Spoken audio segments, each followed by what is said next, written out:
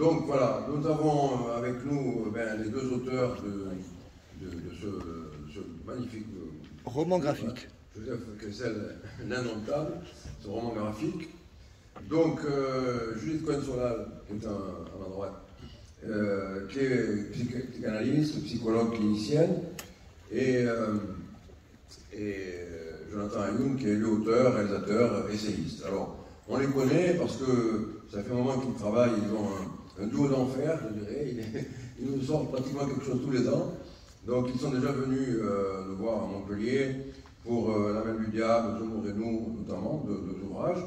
Et puis, alors, ils ont réalisé la série Histoire d'antisémitisme que Jonathan a réalisé et que. Judith. Judith. Et Judith a participé au scénario. Et l'histoire de l'antisémitisme, je vous signale qu'il ressort sur Arte. À l'heure actuelle, il est d'ailleurs très vu, évidemment, avec tous les problèmes qui se déroulent à l'heure actuelle en Israël et en France. Beaucoup de gens sont à nouveau intéressés par cette histoire d'antisémitisme.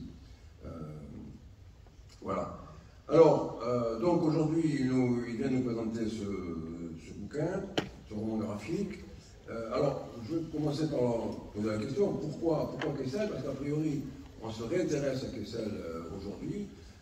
Il y a plusieurs ouvrages qui paraissent, il y a des pièces de théâtre, voilà. Donc pourquoi Kessel? Pourquoi vous êtes intéressé à Kessel maintenant, après vos diverses œuvres? Voilà, donc c'est la première question que je vais vous poser. Je ne sais pas si Julie, tu veux répondre peut-être. Alors, en fait, il s'est intéressé à Kessel il y a 4 ans, puisque c'était pas du tout dans l'air du temps à ce moment-là, et ça a pris un certain temps de faire tout ça. D'abord parce que nous avions écrit avant des ouvrages, des essais, mais jamais de romans graphiques. C'est quand même une écriture qui est différente. Et d'ailleurs, on remercie les éditions Stenkis et Moïse Kissous qui nous a fait confiance. Et puis à ce moment-là, tout simplement, il y a eu la parution d'un petit bouquin de Jean-Marie Baron, qui est en fait le filleul de Joseph Kessel, dont le père était gouverneur de Pondichéry. C'était des grands complices, le père de Jean-Marie Baron et Joseph Kessel. Et d'ailleurs, celui-ci était présent lors de l'écriture du Chant des partisans qu'on vient d'entendre avec De Gaulle. Et ce petit livre a paru et Jonathan est tombé sur ce petit livre. Et puis, il voit qu'au début, il est écrit qu'il y a des heures d'enregistrement qui ont été faites. Il se trouve que, voulant être journaliste, Jean-Marie Baron s'est dit que ce serait peut-être bien de faire l'interview de Joseph Kessel, parce qu'il allait, il se faisait plus tout jeune, il habitait essentiellement dans la villa Clara, qui est dans la villa dans laquelle, à côté de Paris, pardon. Et donc il s'est dit qu'il pourrait faire ça. Kessel est tout à fait d'accord, il lui dit comme ça tu pourras faire tes premières armes de journaliste. Et voilà, Jean-Marie Baron, jeune journaliste qui va, plein d'espoir, nous raconte-t-il, puisque il se trouve que, ayant vu qu'il y avait des heures d'entretien, on se dit pourquoi on ne va pas le rencontrer, on va essayer de voir mais qu'est-ce qu'il en est de toutes ces heures, puisque le bouquin qu'il a écrit était tout petit. Et donc il nous raconte cette histoire. Il s'est retrouvé avec plein d'espoir en se disant voilà, Joseph Kessel va raconter ce qu'il n'a jamais raconté, c'est-à-dire ce qu'il ressent, ses émotions, comment il a été traversé justement par l'histoire de ses parents, par l'histoire du siècle à laquelle il a participé, dont il a été témoin, et plein d'espoir il va, et il se trouve qu'il est un petit peu déçu, lui, Jean-Marie Baron. C'est pourquoi il n'a pu utiliser que un tout petit peu de cet entretien, parce que, nous confie-t-il, vous allez voir, il raconte un petit peu ce qu'il raconte d'habitude. Alors moi, j'ai peut-être pas su entendre, j'étais jeune. Et donc voilà, après avoir fait numériser ces cassettes, on s'est aperçu qu'il y avait des choses d'abord. Ils étaient entre les lignes. C'est vrai qu'ils étaient entre les lignes, parce que Joseph Kessel a un débit qu'on retrouve dans les émissions télévisées, dans les interviews. Il y a beaucoup de choses qui avaient été faites. Et donc, on se dit, il doit y avoir quelque chose. Il y a, bien sûr, Olivier Kessel, voilà la biographie de Courrières, qui est formidable. Et surtout, on découvre un roman que Kessel avait mis 20 ans à écrire, qui est Le Tour du Malheur. C'est le moins connu. Et il y avait 5 tomes à l'époque. Et en fait, il raconte l'histoire d'un avocat, toute son histoire. Et là, on s'aperçoit qu'en fait, c'est son histoire. À part le fait que c'est un avocat et pas lui un reporter ou un écrivain, l'histoire de la famille, des parents, et là, il laisse cours à justement à l'expression de ses émotions, de ses sentiments, de ses ressentis face à l'histoire. Il rapporte l'histoire de ses parents qu'il n'avait pas du tout l'habitude de raconter. Et c'est comme ça qu'on se dit, bon, là, franchement, il y a vraiment quelque chose à faire qui est assez inédit.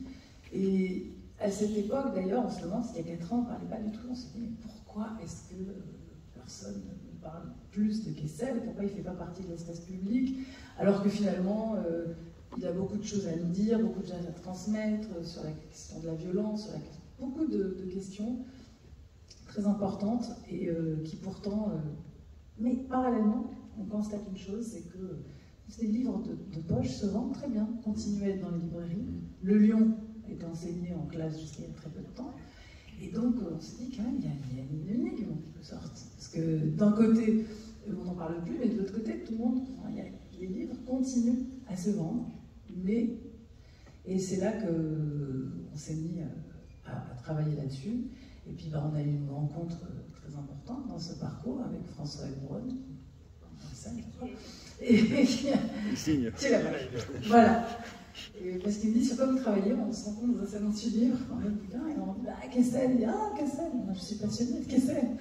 D'ailleurs, j'ai beaucoup de choses chez moi, si vous voulez, vous pouvez venir voir, j'ai des photos, j'ai des dits, on a vu, même après, j'ai vu des livres que Kessel a dédicacés à sa propre mère, enfin, c'est incroyable. Mais surtout, il me dit, voilà, je suis en train d'essayer de le faire rentrer dans la Pléiade, ils ne veulent pas, mais bon, peut-être que je vais arriver à les convaincre.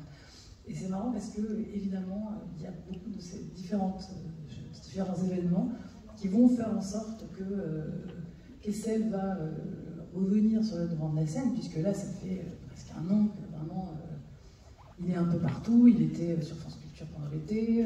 Dominique Bonnat a écrit un formidable bouquin. Il y avait le Festival d'Avignon, maintenant aussi, au Lucernaire, à Paris, un salle en scène. C'est remarquable. Voilà, dont tout le monde dit du bien. Et du coup, il s'est trouvé que dans les aléas de l'imprimerie, de la maison d'édition, c'est maintenant que notre livre sort, j'ai envie de dire, on concourt justement de manière plus juste à redonner une place à Joseph Kessel. Merci. Alors, Jonathan, alors il y a quand même à travers toute la vie de Kessel, il y a son judaïsme quand même qui est entièrement présent, pas tellement d'ailleurs dans cet ouvrage, mais dans sa vie, à lui, il ne l'a jamais oublié, il ne l'a jamais renié, il l'a même revendiqué. Mais dans cet ouvrage, en fait, ça ne ressort pas vraiment. Enfin, on peut connaître. Tout à fait, le rapport qu'il entretient avec son identité juive est très particulière, elle est pleine d'ambivalence, pleine d'ambiguïté, pleine de contradictions. Cette relation est pleine de beaucoup de choses et qui vient aussi traduire son rapport et son lien à l'écriture qui est toujours tiraillé entre l'écriture journalistique et l'écriture romanesque. Il ne cesse d'osciller entre ces deux identités-là, comme il ne cesse d'osciller entre deux identités qui peuvent vivre pleinement, l'identité juive ou l'identité nationale ou l'identité française. Et donc, il échappe à un pogrom enfant, ses parents font un mariage juif, ses deux parents sont juifs, peut-être qu'on en reparlera dans un deuxième temps, mais ils se rencontrent ici à Montpellier. Et il est éduqué non pas dans l'enseignement du religieux, mais avec malgré tout un héritage de cela. Et donc, il échappe à un pogrom dans son enfance, et il n'en parlera jamais jusqu'à 1927, jusqu'à donc un moment où il dépasse, il a plus de 25 ans, et il en parle parce qu'il est quelque part obligé de le faire. Il parle de son identité juive peut-être pour la première fois de manière aussi publique, parce qu'il est contraint de le faire selon lui pour sauver un homme. C'est lors de l'affaire Schwarzbart, lors du procès qui a eu lieu donc en 1927, où Samuel Schwarzbart, un jeune Français français, ukrainien naturalisé français, croit reconnaître, et a raison, l'auteur des pogroms en Ukraine, et notamment celui qui a orchestré le massacre de toute sa famille, qui est le colonel Petliura. Il croit le reconnaître dans la rue, il retourne chez lui, l'autre est en train de dîner dans un bouillon, il retourne chez lui, il prend un revolver, il revient et il le tue. Procès s'ouvre, donc il est meurtrier, mais il plaide la légitime défense. Son avocat Henri Torres est le meilleur ami de Joseph Kessel et il lui demande, il lui dit: est-ce que tu peux venir témoigner que toi aussi tu as été victime de pogrom et de nous permettre de transformer ce procès de Samuel Schwarzbart en un autre procès, c'est-à-dire le procès des pogroms. Et donc, Joseph Kessel va témoigner, il va même recueillir de nombreux témoignages, puisqu'il connaissait beaucoup d'exilés russes et ukrainiens en France, et donc le procès en effet se transforme en autre chose. Schwarzbart est acquitté, et à l'issue du procès, la Ligue contre les pogroms qui donnera lieu à la LICA puis à la LICRA naît.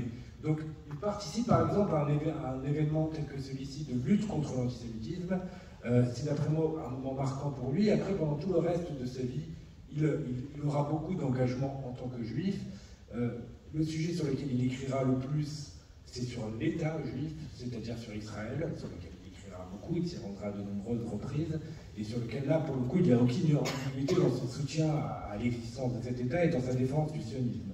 Il sera très attaché à cela, les raisons sont multiples, notamment peut-être, c'est une de nos hypothèses, parce qu'il voit là la réussite d'un projet collectif juif protecteur, même si aujourd'hui c'est difficile de tenir le dernier mot, lui, il le redeviendra, il le restera. Donc un projet collectif juif protecteur que lui n'a pas connu durant son enfance et qui quelque part l'a mis en position d'affronter l'antisémitisme.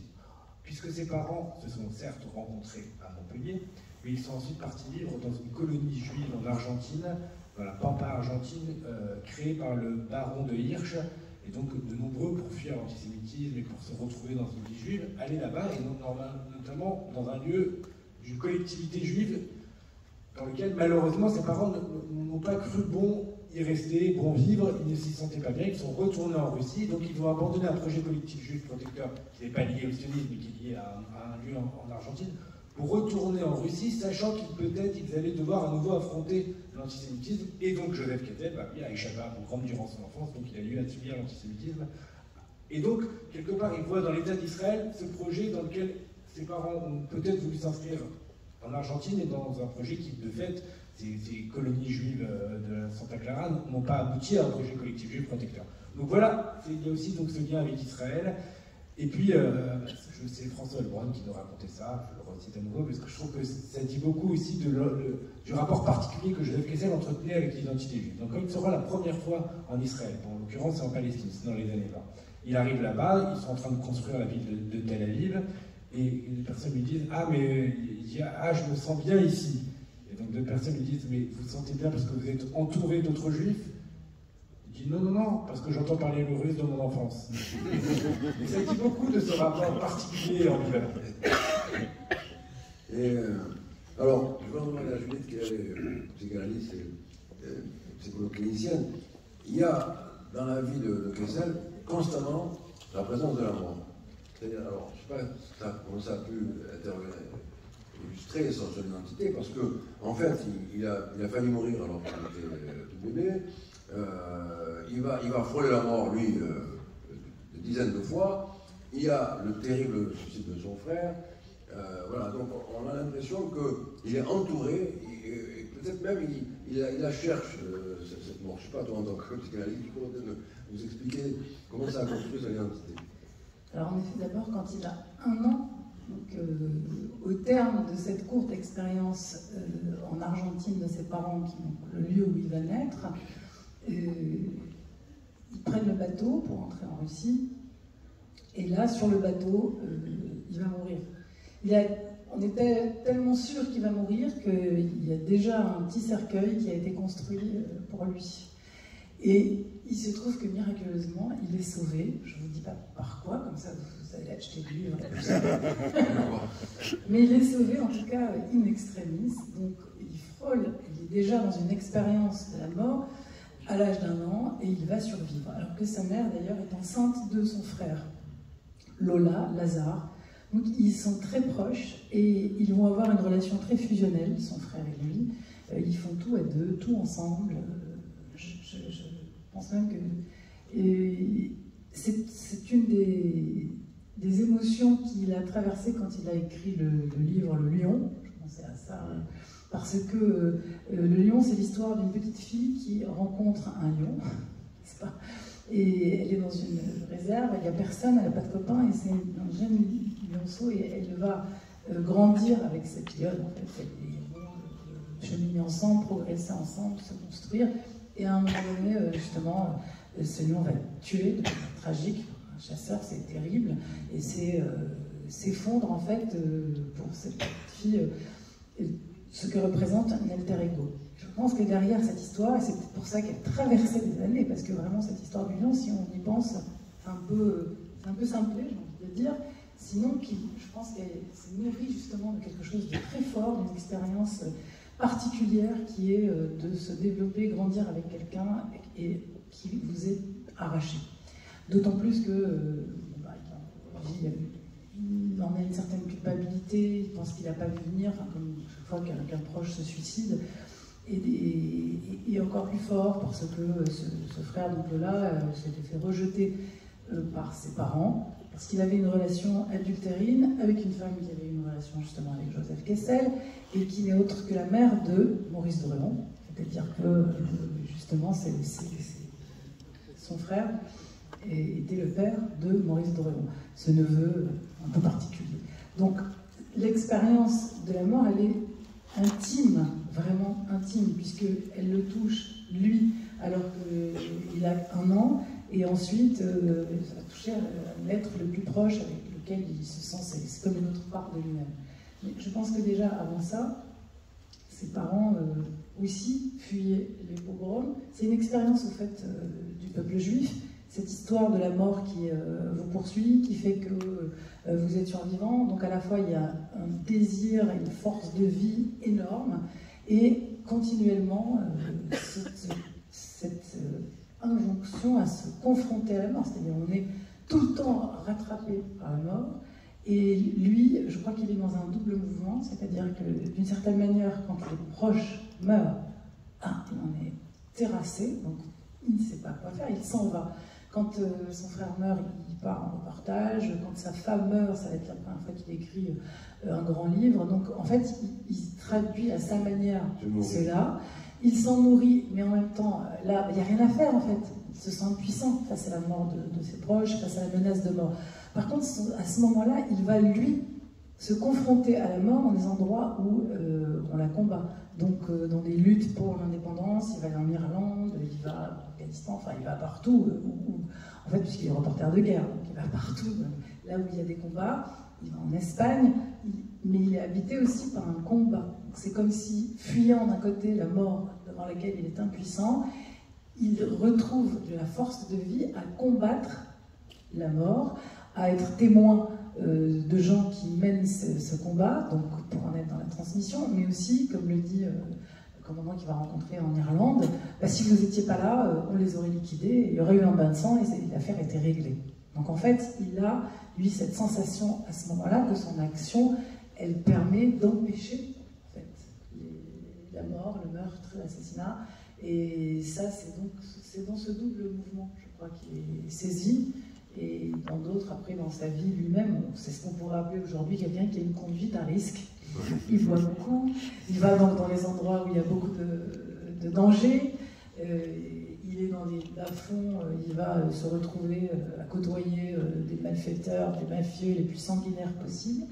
Et ostensiblement, ce qu'il en sait de la mort lui permet justement de la de côtoyer des gens dont c'est le quotidien, et que ces gens-là puissent être en échange avec lui, et il y a une certaine confiance. Il en sait quelque chose qui lui permet de rester sur la crête, qui pourrait basculer. Il le dit,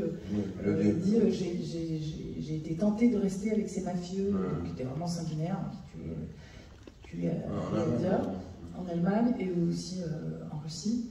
Il le dit à ce moment-là, il est tenté, et il reste quand même du bon côté, j'ai envie de dire. Mais en fait, il doit avoir une force de la nature parce que ce qu'il buvait, ce qu'il fumait, la drogue, il a tout essayé. Et il est mort à 80 ans de passé. Donc voilà, bon, il a été bien protégé par le destin, je dirais. Voilà, oui, alors on disait rapidement le lien avec Montpellier. En fait, c'est ses parents qui se sont rencontrés ici.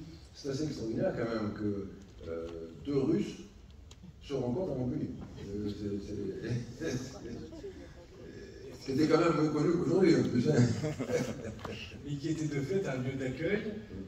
Son père se retrouve à Montpellier parce qu'il profite d'une bourse du baron de Hirsch, celui pour qui il aura une dette, ce qui fait que d'ailleurs il partira vivre en Argentine après.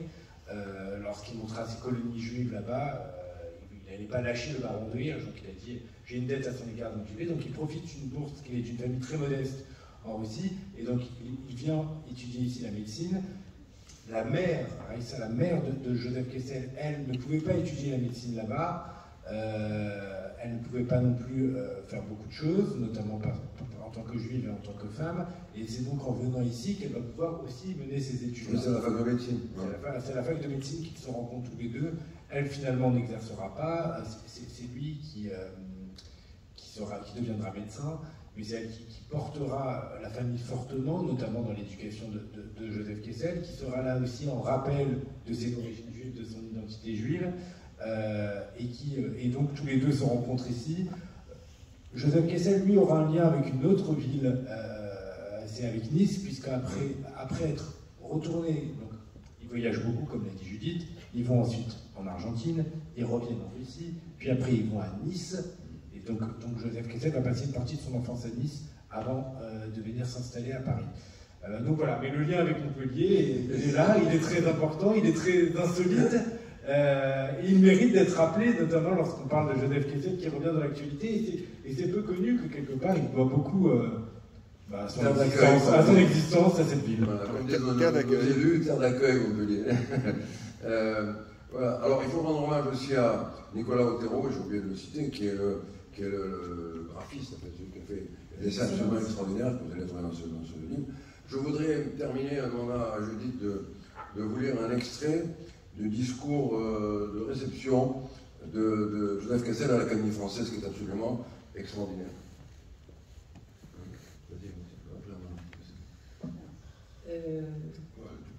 Alors, c'est l'extrait. Alors, on considère que. Enfin, non. Il est connu que quelqu'un lui a écrit le discours, sauf ce passage-là. Je vais vous lire qu'il a lui-même écrit, c'était très important pour lui. Et alors, il faut savoir que. Bon, bah, quand, pour tenter d'être reçu parmi vous, je me suis présenté au fauteuil du duc de la Force, ce fut uniquement par le hasard des circonstances et de ces échanges imprévus entre la vie et la mort qui soudain s'imposent à nous. Mais votre choix, lui, n'a en rien de fortuit. Il a été voulu, mûri, délibéré.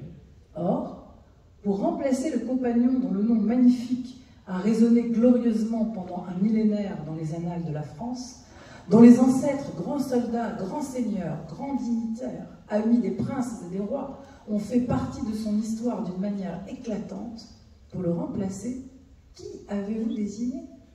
Un Russe de naissance et juif de surcroît, un juif d'Europe orientale. Vous savez, messieurs, et bien qu'il ait coûté la vie à des milliers de martyrs, vous savez ce que ce titre signifie encore dans certains milieux et pour trop de gens. Oh, j'entends bien, pour vous la question ne s'est même pas posée et vous êtes surpris sans doute de me l'entendre mentionner ici. Mais croyez-moi, le fait même de cet étonnement méritait qu'il fût signalé. Croyez-en quelqu'un qui a beaucoup voyagé, beaucoup écouté et prêté une attention profonde aux voix des hommes qui ont souffert et souffrent encore de la discrimination, des hommes en mal d'équité, de dignité. Pour eux, j'en suis sûre, vous qui formez la plus ancienne et l'une des plus hautes institutions françaises, vous avez marqué, sans même y penser, et d'un geste d'autant plus précieux, vous avez marqué, par le contraste singulier de cette succession, que les origines d'un être humain n'ont rien à faire avec le jugement que l'on doit porter sur lui. Voilà, c'est un magnifique. Alors, je vous signale, donc le bouquin est en avant, je vous signale que Judith et Jonathan continuent à travailler et ils ont sorti également le bouquin Le mot juif. Vous trouverez également quelques exemplaires à noter, mais nous aurons l'occasion certainement de le recevoir à nouveau à Montpellier pour discuter plus en détail de l'humour juif et de son devenir. Voilà, on va les remercier. Je suis obligé de tous les arrêter. Pas de questions dans la salle. Une petite question dans la salle quand même. Ah, une question. Si oui, veux, parce que après, moi j'en aurais une, mais je vais quand même laisser la parole d'abord au public. S'il ne se décide pas, je pose la mienne. Hein. Oui, vas-y. La mienne, c'est par rapport à la citoyenneté, par rapport au patriotisme de Kessel, qui fait une guerre extraordinaire. Ces juifs donc d'origine étrangère, russe, ukrainienne, et qui sont plus français que les Français. Comment ce patriotisme s'est constitué chez lui et qu'est-ce qu'il exprime finalement?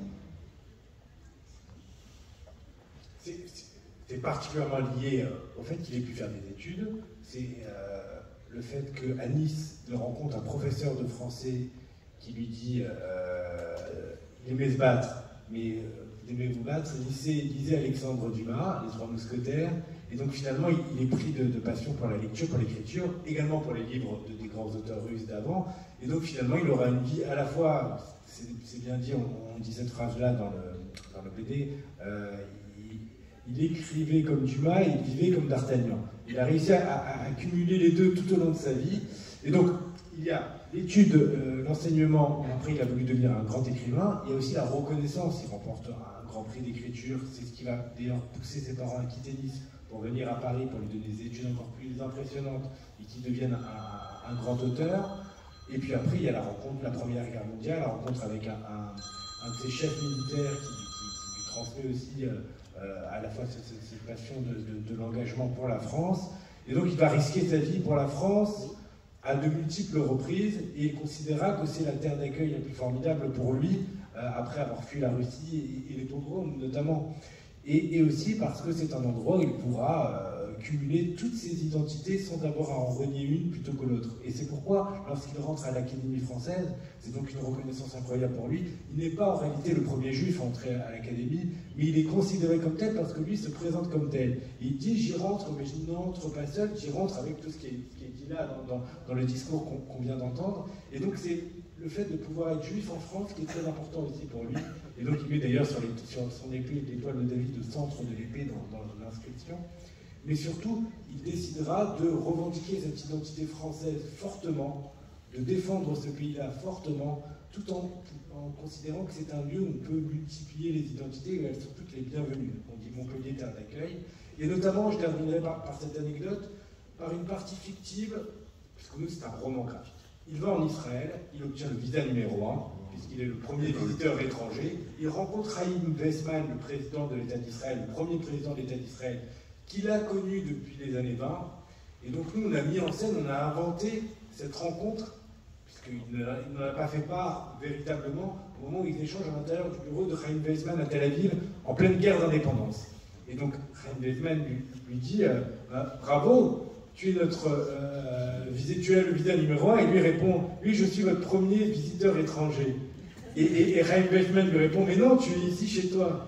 Il dit non, je suis chez moi en France. J'ai risqué ma vie pour elle. Et ça fait parfaitement le lien avec notre table ronde d'hier sur les Juifs de France. J'ai vu des mains se lever, enfin au moins une main se lever.